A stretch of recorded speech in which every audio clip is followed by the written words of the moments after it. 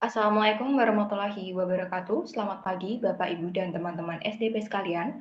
Perkenalkan kami dari tim Ahmed Ziwel ingin mempresentasikan hasil dari proposal kami dengan judul Fenomena Gig Ekonomi sebagai Pilihan Karir Baru Antara Kebebasan Waktu dan Ketidakpastian Pendapatan pada Kalangan Gen Z. Sebelumnya, perkenalkan saya Ayu Gracelia Tarihoran selaku Ketua dari tim Ahmed Ziwel dan dilanjut dengan Maima Akila, Arina Alia, Afif Zulfan, dan Adesta Adafa Al-Azhar.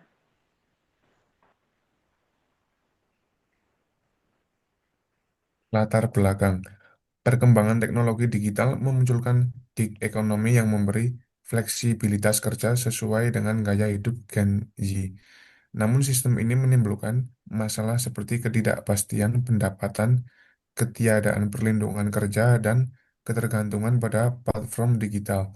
Solusi yang ada seperti regulasi pemerintah dan insentif perusahaan masih terbatas dan belum berkelanjutan. Karena itu, diperlukan analisis keseimbangan antara kebebasan waktu dan kestabilan finansial guna membangun ekosistem kerja berkelanjutan bagi generasi mendatang.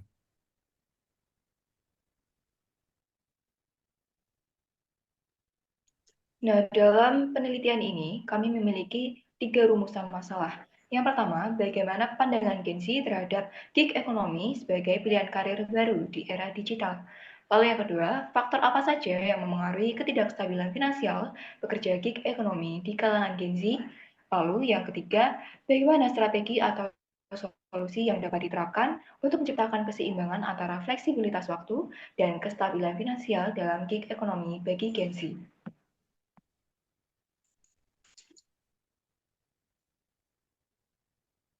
Lalu dalam penelitian ini kami memiliki tujuan penelitian. Nah, tujuan ini terdapat 3. Yang pertama ada menganalisis pandangan Gen Z terhadap gig ekonomi sebagai alternatif karir di era digital. Lalu yang kedua, menjelaskan faktor-faktor penyebab ketidakstabilan finansial pada pekerja gig ekonomi Gen Z. Lalu yang ketiga, memberikan rekomendasi strategi untuk menyeimbangkan fleksibilitas kerja dan jaminan finansial dalam gig ekonomi, baik dari sisi pekerja, pemerintah, maupun perusahaan platform digital.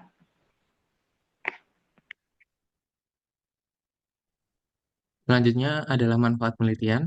Di sini ada dua. Yang pertama yaitu manfaat teoris. Riset ini memperluas pemahaman tentang pilihan karir Gen Z, terutama dalam menyeimbangkan kebebasan, waktu, dan ketidakpastian pendapat. Selain itu, penelitian ini berpotensi menjadi teori perilaku kerja fleksibel di era ekonomi digital, serta menyoroti motivasi dan kepuasan kerja Gen Z. Yang kedua yaitu manfaat praktis.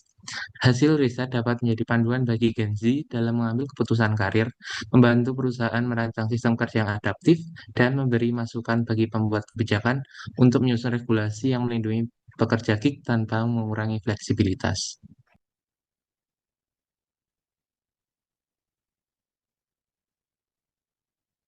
Selanjutnya ada tinjauan pustaka yang pertama yaitu gig economy. Gig economy adalah sistem kerja yang fleksibel dan sementara, biasanya berbasis platform digital. Contohnya, driver ojek online, desainer freelance, atau content creator. Jadi, orang bisa kerja tanpa harus terkait kontrak tetap. Gig ekonomi ini memiliki beberapa kelebihan. Yang pertama yaitu waktu yang fleksibel. Kita bisa mengatur waktu sendiri kapan kita mau bekerja. Yang kedua, kita bisa memilih pekerjaan yang sesuai dengan minat dan keahlian.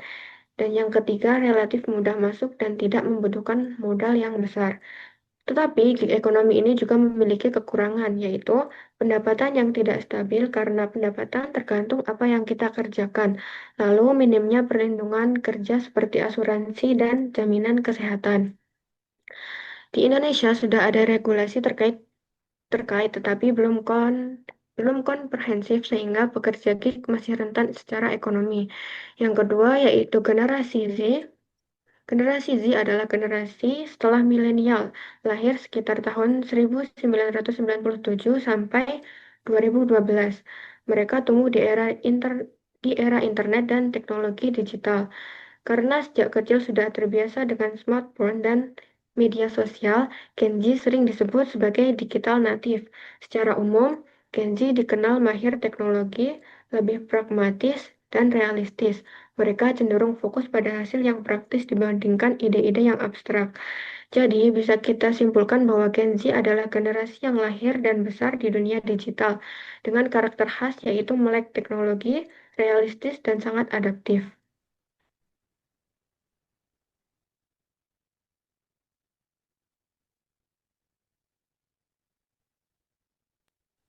Selanjutnya, preferensi kerja generasi. Generasi Z lebih menyukai kerja fleksibel dengan memperhatikan work-life balance, kesehatan mental, dan makna pekerjaan. Mereka cenderung memilih lingkungan kerja yang inklusif, lebih tertarik pada freelance atau industri kreatif atau teknologi, serta memiliki mobilitas karir tinggi dengan dukungan media sosial. Singkatnya, generasi Z memiliki pekerjaan yang memberi kebebasan, kreativitas, sekaligus kebahagiaan. Selanjutnya ada fleksibilitas kerja. Fleksibilitas kerja adalah kemampuan organisasi atau individu menyesuaikan pola, waktu, lokasi, dan metode kerja agar adaptif dengan kebutuhan pekerja tanpa mengurangi efektivitas dan produktivitas. Menurut Sitorus dan Siagan, penting untuk meningkatkan efisiensi perusahaan, membantu mempertahankan tenaga kerja berkualitas dan produktif, manfaat bagi karyawan, memberi ruang lebih fleksibel, memudahkan menyeimbangkan pekerjaan dan kehidupan pribadi.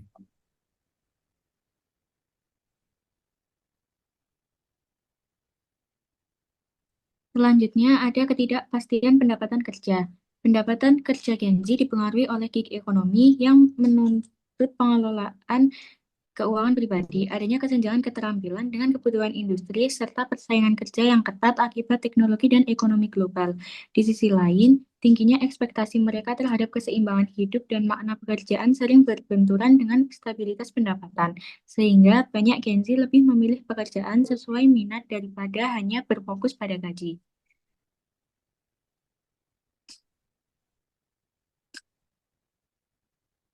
Selanjutnya, metode penelitian yang digunakan di studi ini, pertama, lokasi penelitian dilakukan di daerah istimewa Yogyakarta dengan durasi penelitian selama 4 bulan. Lalu, desain riset yang digunakan dalam penelitian ini adalah gabungan antara kuantitatif dan kualitatif, dengan metode utama berupa survei. Adapun tahapan riset meliputi pendefinisian masalah, studi literatur, dan analisis terhadap masalah yang ditemukan. Adapun objek penelitian generasi Z dengan fokus pada prospek karir, persepsi, motivasi, dan peluang kerja mereka di masa kini. Sumber dan teknik pengumpulan data diambil melalui dua metode, yaitu angket dan wawancara. Hal ini bertujuan agar data yang didapatkan bersifat luas sekaligus mendalam. Lalu yang terakhir ada teknik analisis data menggunakan dua cara, yaitu kualitatif dan kuantitatif dengan metode survei.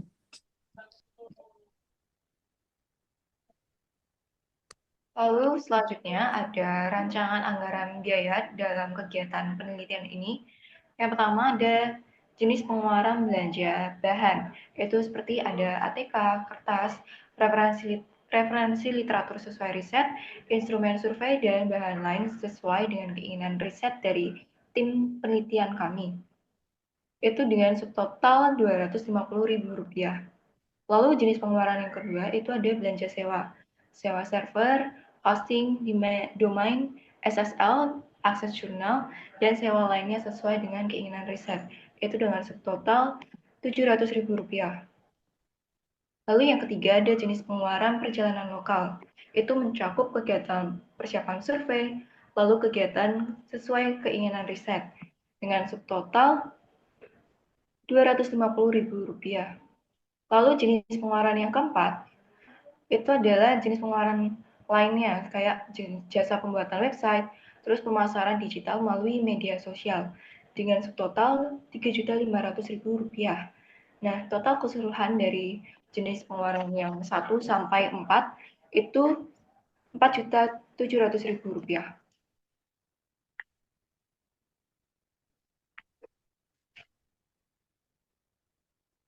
Lalu di sini ada jadwal kegiatan penelitian kami. Yang pertama, itu mengenai koordinasi tim dan dosen pembimbing yang dilakukan pada bulan 1 sampai 4, yang diambani tanggung jawabnya oleh saya sendiri selaku ketua tim.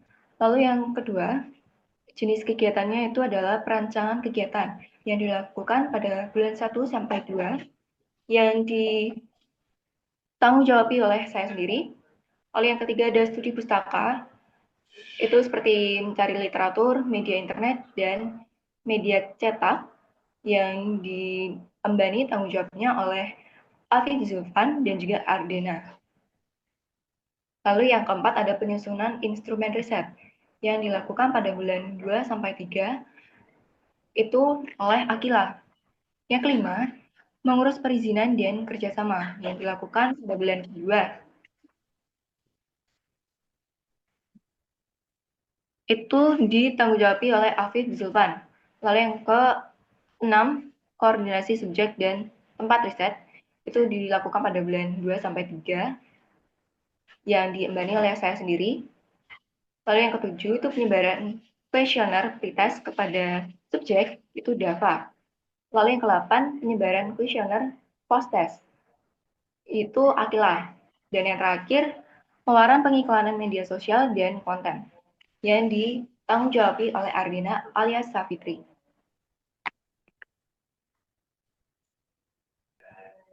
Baiklah, itu tadi adalah penjabaran mengenai penelitian kami yang berjudul Fenomena Gig Ekonomi sebagai pilihan karir baru antara kebebasan waktu dan ketidakpastian pendapatan pada kalangan Gen Z. Semoga apa yang kami telah paparkan dan penelitian yang telah kami lakukan ini mendapatkan insight baru bagi teman-teman sekalian. Apabila terdapat kesalahan dalam pengucapan kata dan hal lain, mohon maaf dan terima kasih atas perhatiannya. Wassalamualaikum warahmatullahi wabarakatuh.